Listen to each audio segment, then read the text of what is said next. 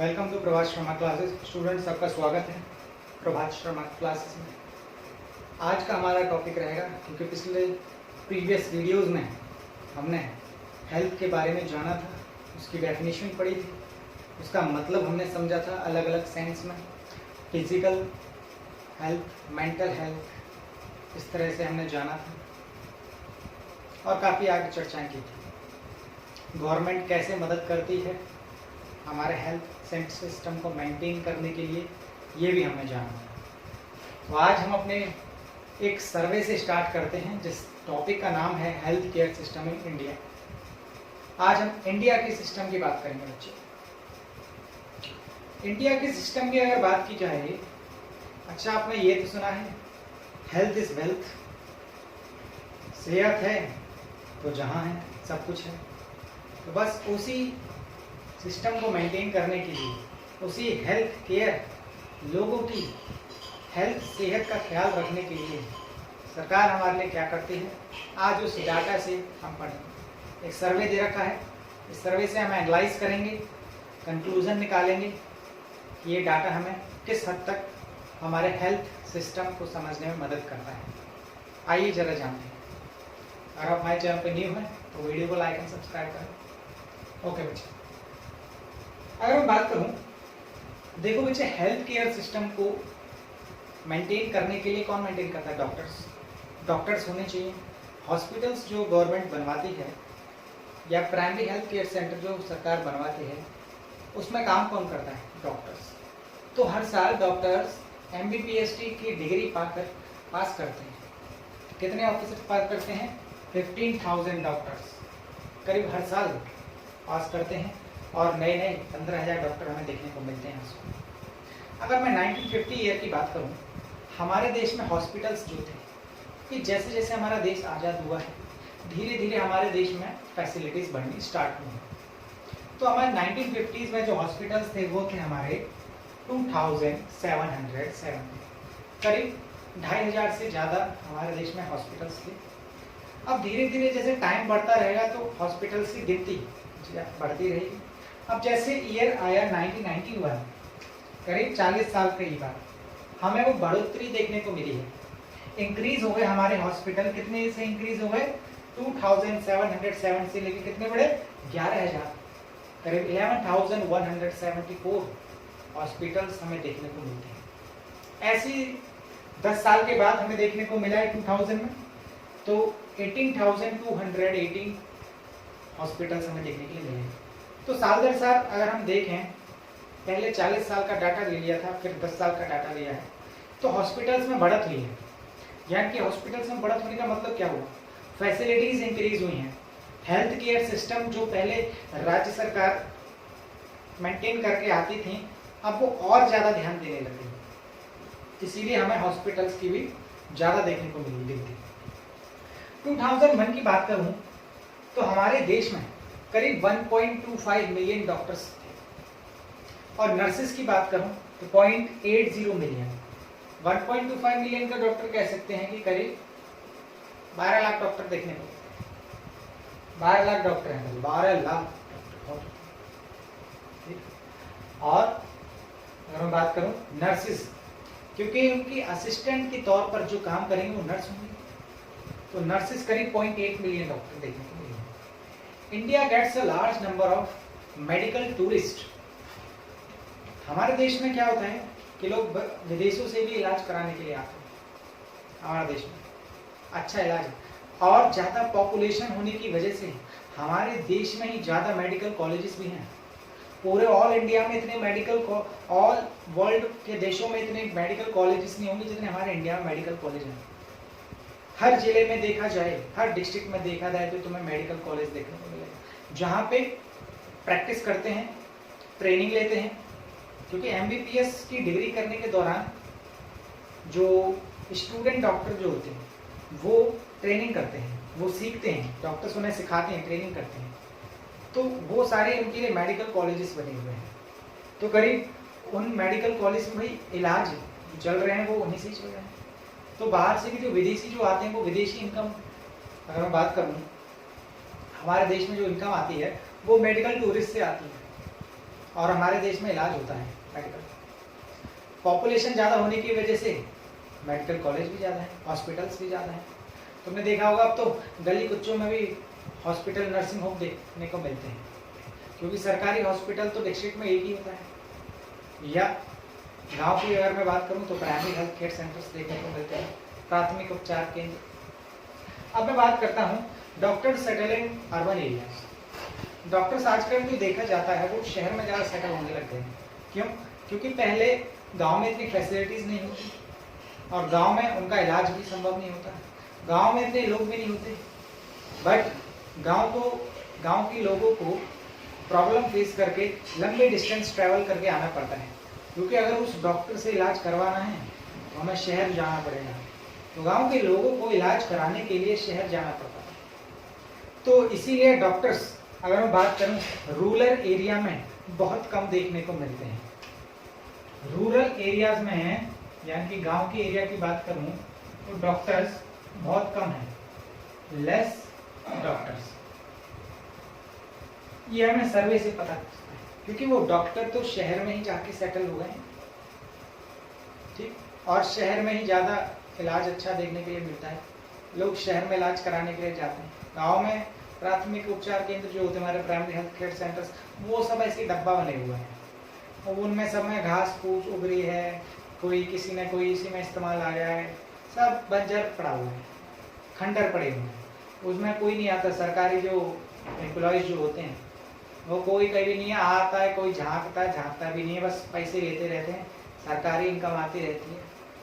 सरकार ने ड्यूटी तो दे रखी है प्राइमरी हेल्थ केयर सेंटर में जाने की और लोगों का खास ख्याल रखने की, बट ड्यूटी नहीं निभाती सरकारी नौकरी, तो उसमें थोड़ी सी ढीलता हमें देखने के लिए मिलती है। ये कुछ सर्वे है, आगे इसी सर्वे को हम आगे पॉइंट से कंटिन्यू करते हैं बच्चे, तो मैं देखने के लिए मिलेंगे, जब तक ये समझ सकते हैं।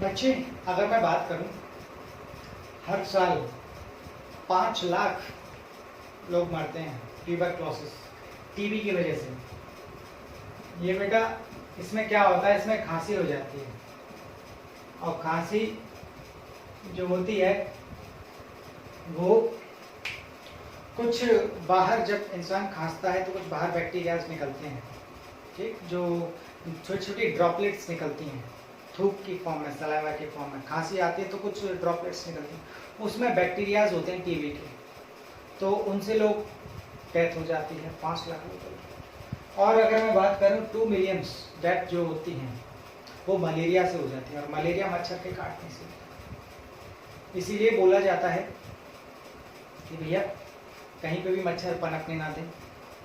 अगर बारिश के मौसम में कूलर में पानी भर रहा है तो उसे सफाई करें, रूफ पे, छत पे पानी ना भरने दें, रूफ टॉप पे।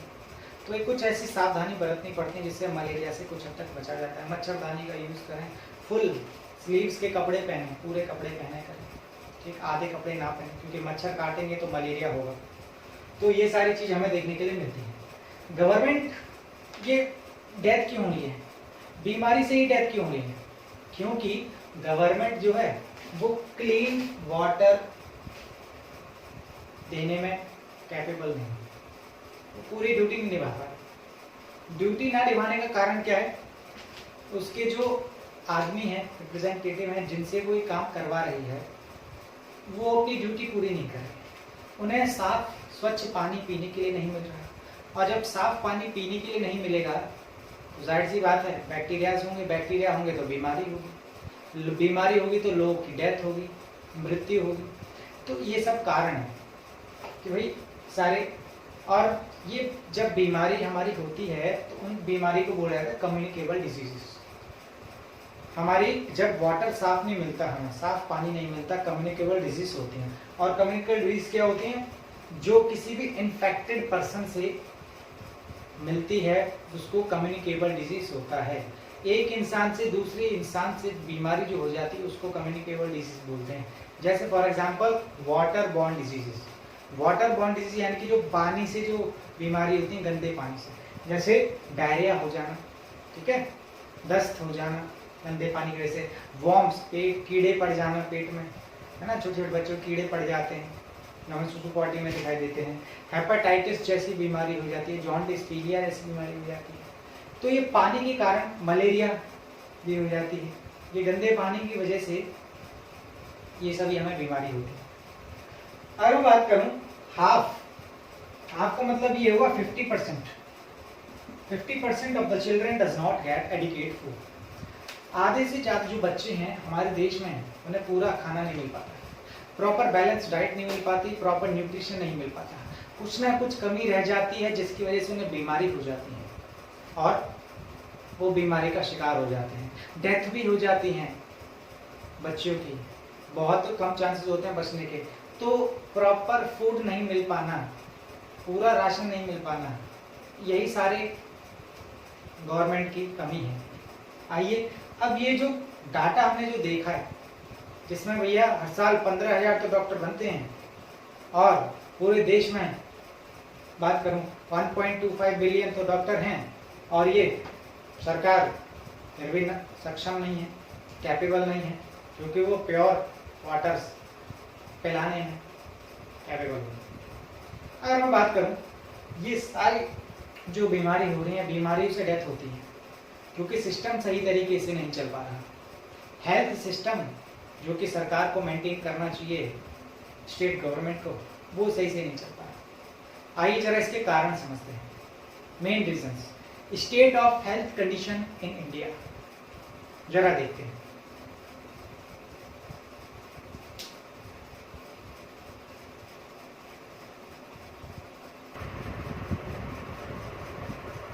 अगर मैं इसके कुछ कॉजेस की बात करूं बेटा, कारण क्या है, रीजन क्या है कि हमारा सिस्टम, हेल्थ केयर सिस्टम इतना स्लो क्यों है।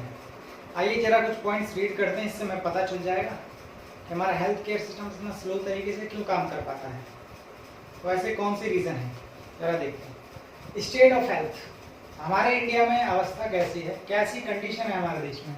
Since independence India has made a lot of progress in the field of health care services, but the rapid growth of population, सवाल यहाँ पे आता है, rapid growth of population has reduced its effect. हमारा जैसे ही आज़ाद हुआ देश 1947 के बाद से ही हमारे अच्छी खासी हमें देखने को मिली है कि एक से एक अस्पताल खुलते गए हैं, ज़्यादा अमाउंट में खुलते गए हैं, बट अस्पताल तो खोल दिए, पॉपुलेशन भी देखो, इंडिपेंडेंस आज़ादी के बाद से पॉपुलेशन भी सबसे ज़्यादा बढ़ रही है।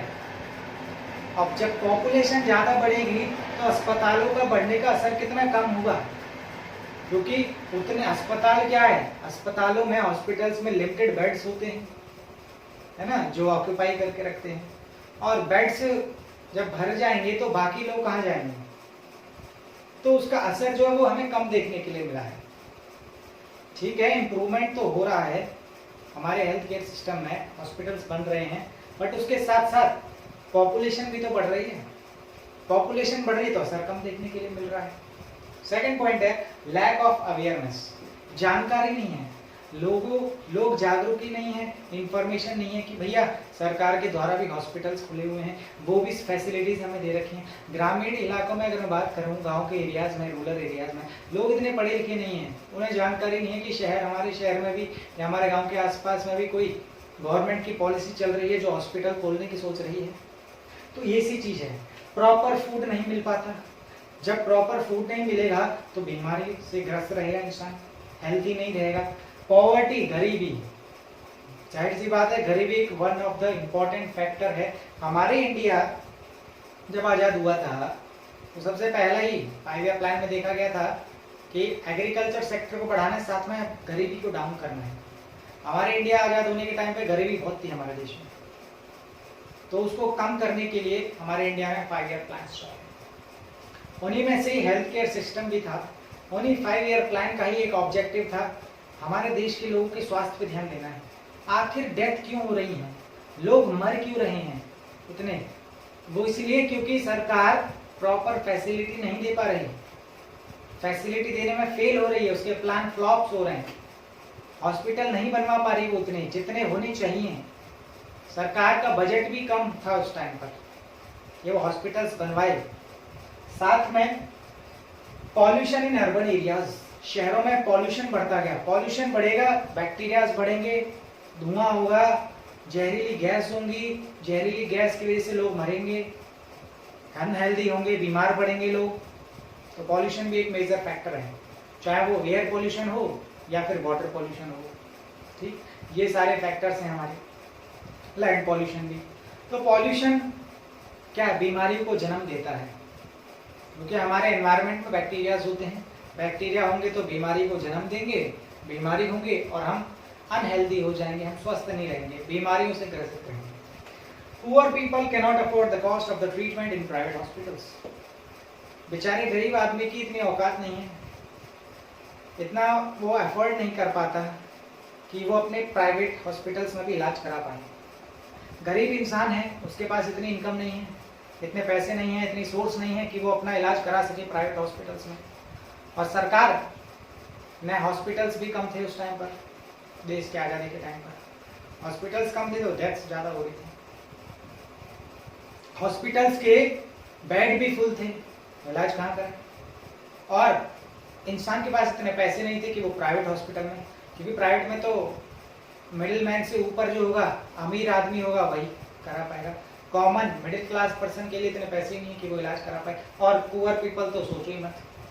ठीक, नेक्स्ट है पॉइंट है inequalities in health care system but not in the constitution. याद करो पीछे फर्स्ट वाले चैप्टर में सबसे पहले हमने पढ़ा था, कांता जो थी, कांता को प्राइमरी हेल्थ केयर सिस्टम में यानी कि लाइन में खड़ा रहना पड़ता था, बहुत इंतजार करना पड़ता था जब जाके नंबर आता था। और जैन साहब तो प्राइवेट में अपना इलाज करा लेते थे या फिर उनका पहले नंबर आ जाता था, भैया पैसे फेंको तमाशा देखो, ऐसा होता है। तो हमारे हेल्थ केयर सिस्टम में भी कहीं ना कहीं हमें ये गड़बड़ी देखने के लिए मिलती है, भेदभाव देखने के लिए मिलता है कि अमीर इंसान का जल्दी इलाज हो जाता है एज कम्पेयर टू गरीब इंसान। गरीब लोगों का कम इलाज होता है या देर से इलाज होता है, डेथ भी हो जाती है। समय पर उस इंसान का हॉस्पिटल नहीं पहुंच पाना वो भी एक मेजर कारण है डेथ होने का। तो ये कुछ रीजंस हमने पढ़े थे जिनकी वजह से हमारे हेल्थ केयर सिस्टम जो हमारे देश का, जो कि स्टेट गवर्नमेंट्स का गड़बड़ाया हुआ है, वो इन्हीं कारणों की वजह से हुआ है। प्रॉपर फैसिलिटीज़ नहीं है, एडिकेट फैसिलिटी नहीं है कि जो गवर्नमेंट को प्रोवाइड करनी चाहिए। न्यूट्रिशन नहीं मिल रहा लोगों को। भाई राशन शॉप्स जो होती हैं उनके जो, जिनको कह सकते हैं कि वो एजेंसी दे रखी है गांव वाले लोगों को करने के लिए, वो सब खा रहे हैं, वो सब घोटाला कर रहे हैं, वो सब बेच रहे हैं, 2 नंबर का काम कर रहे हैं। तो राशन का कहाँ से मिलेगा, ज़्यादा रुपए में बेच रहे हैं, लेना है तो लो नहीं तो मत लो। ये सारे इलीगल काम कर रहे हैं, घोटालेबाजी कर रहे हैं। राशन कार्ड ही जला दिए, बोलो कहाँ से मांग लो सबूत, हिसाब जला दिया। तो ये सारे गलत काम है, प्रॉपर न्यूट्रिशन नहीं मिल पा रहा लोगों को। गाँव वाले भी परेशान रहते हैं कि हमारी हेल्थ का इलाज नहीं हो पा रहा, हॉस्पिटल्स नहीं। बहुत से ऐसे गांव हैं जहां पर दूर दूर तक कोई हॉस्पिटल नहीं देखने के लिए मिलता, तो वो डेथ होने का एक कारण है। आइए बच्चे अब हम इनका सॉल्यूशन समझते हैं, इनका सॉल्यूशन क्या होना चाहिए इस प्रॉब्लम की। आइए चला देखते हैं।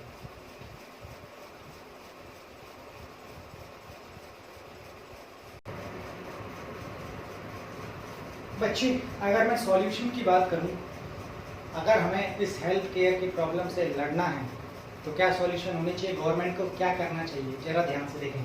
सबसे पहले हेल्थ सेंटर्स बनवाए जाने चाहिए। हमें जब बीमार हो जाता है इंसान तो उसको बीमारी से लड़ने के लिए हेल्थ सेंटर्स बनाए जाने चाहिए। उसको फर्स्ट एड प्रोवाइड कर दे कम से कम।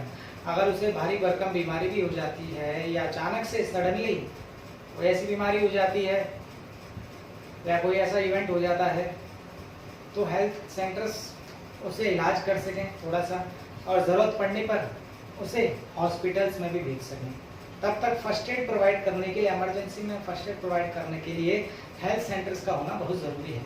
ये हेल्प करते हैं बेटा, हेल्प करते हैं किसमें, इलाज करने में। अगर अचानक से बीमारी होती है, टेस्टिंग हॉस्पिटल्स तो होने ही चाहिए, क्योंकि इलाज कहाँ संभव है, पॉसिबल कहाँ है, हॉस्पिटल्स में पॉसिबल है। तो इलाज बीमारी का हॉस्पिटल से ही कर सकते हैं बेटा। नेक्स्ट है टेस्टिंग लेबोरेटरीज। बहुत सारे टेस्ट कराने पड़ते हैं अगर कोई बीमारी हो जाती है तो, blood test, ultrasound, x-ray, MRI, बहुत सारी चीज़ करानी पड़ती हैं। वो सारी चीज़ें हॉस्पिटल्स में ही अवेलेबल हो सकती हैं। ठीक, हमारे यूरिन टेस्ट भी होता है, पेशाब का टेस्ट, ब्लड टेस्ट भी होता है, ठीक, सबका टेस्ट होता है। तो उसके लिए टेस्टिंग लेबोरेटरीज होनी चाहिए जहाँ से इलाज संभव है। एम्बुलेंस सर्विस भी होनी चाहिए इंस्टेंट। अगर बीमारी हो जाती है तो जहाँ से इंसान का घर है वहाँ से हॉस्पिटल्स तक की दूरी तय करने के लिए एम्बुलेंस का होना जरूरी है, क्योंकि एम्बुलेंस की सर्विस अगर नहीं होती है तो इंसान रास्ते में ही उसकी हालत बहुत, कह सकते हैं, घबराई हुई हो जाती है, बहुत सीरियस कंडीशन हो जाती है। अगर एम्बुलेंस सर्विस ना हो तो देरी हो जाए तो सीरियस कंडीशन हो जाती है। एम्बुलेंस सर्विस का होना चाहिए साथ में। एम्बुलेंस इस तरह से मदद करती है हेल्पिंग हैंड की तरह। इंस्टेंट अगर कोई बात हो जाती है एम्बुलेंस पे कॉल करो और आ जाएगी घर पे और हॉस्पिटल तक छोड़ के। तो एम्बुलेंस की सर्विस होना जरूरी है। ब्लड बैंक्स का होना जरूरी है। कभी कभी खून की भी जरूरत पड़ती है बीमारी, ठीक है। मलेरिया जब हो जाता है तो प्लेटलेट्स डाउन हो जाती है, डेंगू मलेरिया, तो उसमें क्या है, हमारे इंसान की प्लेटलेट्स डाउन हो जाती हैं डाउन, तो ब्लड की ज़रूरत पड़ती है उनको बढ़ाने के लिए। इसीलिए डॉक्टर बोलता है भैया कीवी खाया करो, बकरी का दूध, उससे प्लेटलेट्स बढ़ जाती हैं और ब्लड की भी ज़रूरत पड़ती है। ब्लड बैंक्स होने चाहिए, नीड पड़ने पर, ज़रूरत पड़ने पर ब्लड अवेलेबल हो जाए, इसीलिए ब्लड बैंक का होना ज़रूरी है। क्वालिफाइड डॉक्टर्स होने चाहिए, नर्सेज होनी चाहिए एंड अदर प्रोफेशनल्स। वो क्या करेंगे, जब अगर किसी झोला छाप डॉक्टर से इलाज करा लिया तो कुछ पता नहीं है, कंडीशन खराब भी हो सकती है, तो बेहतर रहे क्वालिफाइड डॉक्टर होना चाहिए, सर्टिफाइड डॉक्टर होना चाहिए जिसके पास पूरा सर्टिफिकेट है, एक्सपीरियंस है पूरा करने का, और जो रजिस्टर्ड है डॉक्टर मेडिकल काउंसिल में, उसी से इलाज कराना चाहिए क्योंकि वो एक्सपर्ट होता है अपनी फील्ड में। और नर्सेज होनी चाहिए क्योंकि प्राइमरी हेल्थ केयर सेंटर में क्वालिफाइड डॉक्टर्स और नर्सेज का होना बहुत ज़रूरी है, क्योंकि अगर ये क्वालिफाइड नहीं हुए, देरी हो जाएगी, बीमारी का बढ़ने के ज़्यादा चांसेस हैं। अदर प्रोफेशनल्स होने चाहिए जो राय दे सकें, किस टाइम पर क्या करना चाहिए, क्या ठीक है, तो राय देने का काम हमारे प्रोफेशनल्स करते हैं। अब हम जान लेते हैं बच्चे, हेल्थ केयर सिस्टम दो तरह के होते हैं। एक पब्लिक सिस्टम होता है, पब्लिक हॉस्पिटल्स, और एक प्राइवेट सिस्टम होता है, प्राइवेट हॉस्पिटल्स। आइए जरा जानते हैं।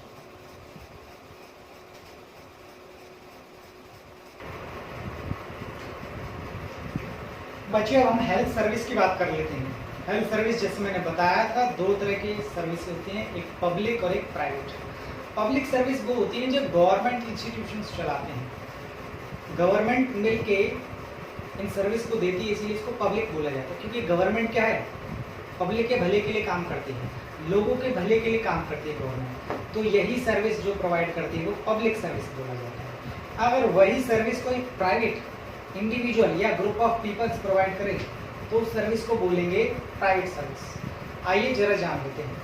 पहला पॉइंट बेटा इसमें दे रखा है, जरा देखें। Government run dispensaries, clinics, hospitals come in the category of public health care service. जो सर्विस, जो गवर्नमेंट की डिस्पेंसरीज जो होती है, मेडिकल स्टोर्स जो होते हैं गवर्नमेंट के, वो काफ़ी सस्ते दामों में दवाई देते हैं, जेनरिक रेट होते हैं, ठीक। और जनरल में बोले हैं जेन्युइन रेट, क्योंकि प्राइवेट में तो वो तो दवाई थोड़ी महंगी मिलेगी, गवर्नमेंट दवाई उसको सस्ते में देती है जितनी उसकी कॉस्ट बनती है, प्रॉफिट बनाती है। जितनी भी डिस्पेंसरीज होती हैं वो सारे पब्लिक की कैटेगरी में आती हैं। और हॉस्पिटल्स जो गवर्नमेंट मेंटेन करके चल रही है, जिनका पैसा, जिनका फंड गवर्नमेंट देती है, उन हॉस्पिटल्स को मेंटेन करने के लिए, लोगों का इलाज करने के लिए, वो हमारी पब्लिक हेल्थ केयर सर्विस में आती है। नेक्स्ट है, these services are free to all. ये सर्विस जो हैं फ्री होती हैं सबके लिए, कोई कॉस्ट नहीं होती। चाहे किसी भी तरह का इंसान, मिडिल क्लास का हो या पुअर क्लास का इंसान हो, वो in public service, public hospitals में इलाज करा सकता है मुफ्त में। इसीलिए ज़्यादातर लोग जो हैं वो गवर्नमेंट हॉस्पिटल्स पे डिपेंड होते हैं, क्योंकि हमारे देश में बहुत ही ऐसे कम लोग हैं जो अमीर हैं। ज़्यादातर जो लोग हैं वो गवर्नमेंट हॉस्पिटल्स में हैं, क्योंकि इलाज सस्ता पड़ जाता है या मुफ्त में होता है। सस्ता पड़ जाता है, वैसे मुफ्त में तो नहीं होता, कुछ पैसे लेती है गवर्नमेंट। अब अगर मैं बात करूँ, primary health care centres have been opened in the rural areas to improve the health of the common people।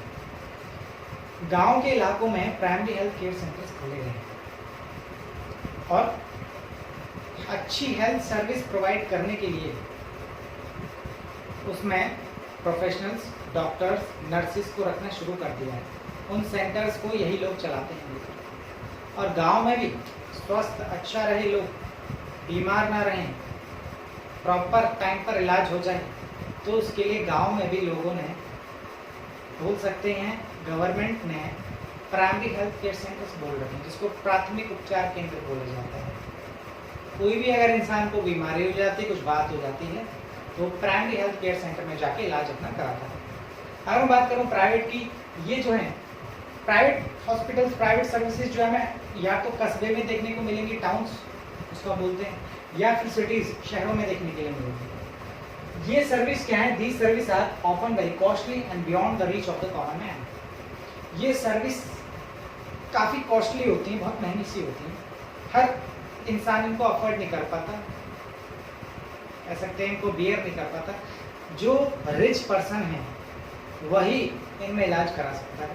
Common people और पुअर पीपल, गरीब आदमी और आम आदमी, वो गवर्नमेंट हॉस्पिटल्स पे डिपेंड करता है। बहुत ही कम लोग होते हैं जो प्राइवेट पे डिपेंड हो जाते हैं। नेक्स्ट है, they also aid the well being of the people through their benefit confined to the rich people only. हाँ, एक बात की श्योरिटी ये होती है, बेशक प्राइवेट में इलाज महंगा हो, इनके ये अच्छी सर्विस प्रोवाइड करते हैं। अल्ट्रासाउंड, MRI, एक्सरे, जो कुछ हॉस्पिटल्स में मिसिंग होती हैं, वो सारी यहाँ पे सुविधाएं उपलब्ध होती हैं। इन्हीं का ही तो पैसा होता है, मशीन का, क्योंकि सारी सर्विस क्या है, लोगों का अच्छा, ज़्यादा से ज़्यादा अच्छी क्वालिटी का इलाज हो सके, उसके लिए ये प्राइवेट हॉस्पिटल्स अपनी सर्विस देते हैं। अगर मैं बात करूँ हॉस्पिटल की, तो उसमें क्या करती है, ये आपको दिखाई दे रहा हो, ये मशीनरी है, ये मशीनरी प्रोवाइड करती है। ये प्राइवेट की मशीनरी है जो हॉस्पिटल्स में रखे रहते हैं, ये आपको दिखाई दे रहा है। तो बस यही ऐसी machines, costly machines private hospitals के द्वारा ली गई होती हैं और इन्हीं की कॉस्ट रिकवर करने के लिए डॉक्टर्स हमसे ज़्यादा पैसे मांगते हैं। इन्हीं की वजह से इलाज महंगा हो जाता है और दवाई तो महंगी होती है। भाई प्राइवेट में देखा जाए, बहुत से ऐसे वो होते हैं जो इलीगल काम भी करते हैं डॉक्टर्स। देखा जाए 20% ऑफ द डॉक्टर्स जो है प्राइवेट हॉस्पिटल्स गलत काम करते हैं। बहुत ही रेयर डॉक्टर होते हैं प्राइवेट जो अच्छा काम भी कर रहे हैं, जो अच्छा इलाज दे रहे हैं। तो इलाज तो दे रहे हैं बट बहुत महंगा दे रहे हैं।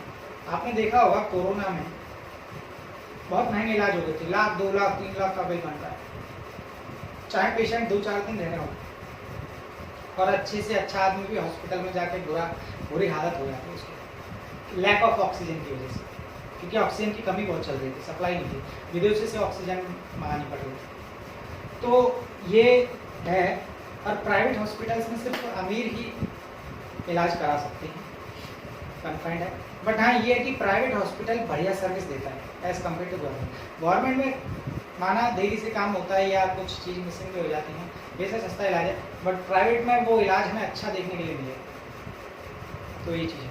अब बच्चे बात कर लेते हैं हेल्थ केयर एंड इनइक्वालिटी। ठीक, हमारे देश में इक्वालिटी हेल्थ को लेकर कितनी है, आइए जरा जान लेते हैं। कुछ बेसिक कॉन्स्टिट्यूशन के रूल्स जरा देखते हैं, इसको नोट कर सकते हैं।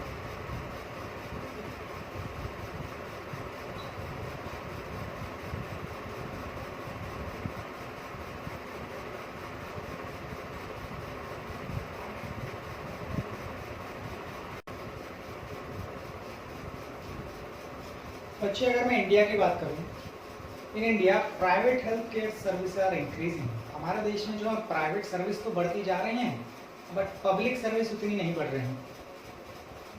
हर कोई भी डॉक्टर बनता है जो ज़्यादा पैसा वाला हो जाता है, वो अपना क्लिनिक, हॉस्पिटल खोल लेता है और मुनाफा कमाने के लिए, और पैसा कमाने के लिए, उसको बिजनेस कराने के लिए। तो प्राइवेट सर्विस तो बहुत बढ़ रही है, पब्लिक इतनी नहीं बढ़ रही, क्योंकि पब्लिक को कौन करता है रन? गवर्नमेंट चलाती है पब्लिक को। तो ये सारी चीज़ हमें देखने को मिलती है। प्राइवेट में कॉस्ट भी ज़्यादा होती है, हाई कॉस्ट की वजह से लोग इलाज भी नहीं करा पाते, तो ये बेसिक रीज़न रह सकता है। दूसरा, private services encourages practices which are unethical. Private service जो हैं वो ऐसी प्रैक्टिसेस को जन्म देती हैं जो इलीगल है, जो अनएथिकल है, जो करनी नहीं चाहिए, जो गलत तरीके से जो काम किए जा रहे हैं वो नहीं होने चाहिए। तो प्राइवेट प्रैक्टिस उनको करती है, क्राइम भी है। लोग तुमने देखा होगा कि बच्चे को अबॉर्शन करा देते हैं जो कि इलीगल है, प्राइवेट में कर देते हैं। ठीक, लेडीज बहुत सारी जिनको पसंद नहीं होता है हमारा बच्चा करना कि नहीं, या फैमिली प्लानिंग ढंग से नहीं कर पाते। दूसरा, 20% of the population can not afford. महंगे एक्सपेंसेस होने की वजह से 20% पॉपुलेशन तो उन्हें कर ही नहीं पाती, पैसे ही नहीं इतने होते कि वो अपना इलाज करा पाए। 40% पीपल्स तो हमारे इंडिया में लोन लेके इलाज कराते हैं, कहीं से पैसा उधार लेके, बोरो करके। बोरो का मतलब होता है बेटा उधार लेना, अपना मेडिकल ट्रीटमेंट के लिए। कुछ लोग इंश्योरेंस करा रहे हैं, इंश्योरेंस में तो चलो ठीक है पैसा मिल जाएगा, क्लेम मिल जाएगा, बट कुछ लोग लोन लेते हैं इलाज कराने के लिए। कोई अचानक से गंभीर बीमारी हो जाती है तो लोग लोन देते हैं।